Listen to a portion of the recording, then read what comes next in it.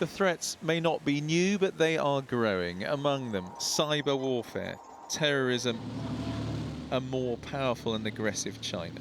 So today, a strategy for Britain to stay safe and prosper in a changing world. With the extra investment and new capabilities of the integrated review, I believe the United Kingdom can thrive in an ever more competitive world and fulfil our historic mission as a force for the good. One ambition in this review, a bigger nuclear arsenal. The government wants to raise the maximum number of warheads from 180 to 260, a surprise move, and one which may even breach treaty commitments to reduce weapons. This review breaks the goal of successive prime ministers and cross-party efforts to reduce our nuclear stockpile. It doesn't explain when, why, or for what strategic purpose. One of the biggest questions in the review is China friend or foe? We must do business with the world's second biggest economy, but the UK will be sending the Queen Elizabeth carrier group to the Pacific as part of a bigger ambition to increase the UK's presence in the region. Not before time, say some.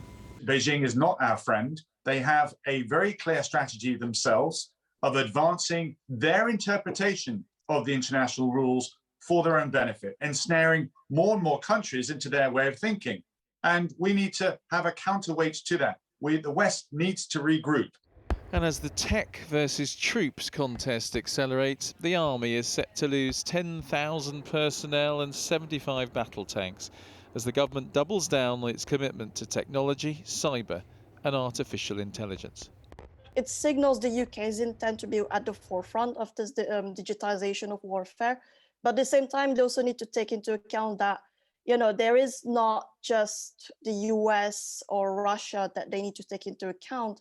In the quantum computing realm, China is making such huge advances. And there's one more factor. The UK is now out of the EU and must find a new place in the world. This review is meant to help do that. So let's go live now to Andy in Westminster. Andy, this review then not just about bombs and bullets and ships. No, Sian, that's what they call hard power. But in this review that runs to over 100 pages, the government obviously also sees a big role for what they call soft power, and that is alliances, business, trade, culture, even overseas aid. Now, people may remember that the government got into a lot of trouble with a lot of people when they cut the overseas aid budget from 0.7% of GDP, national wealth, to 0.5%. Today, Boris Johnson said that that will in fact be going up again when the economy allows for it. Now, we may have to wait some time, but at least it's a signal that the government sees overseas aid as a big part of Britain's role in the future.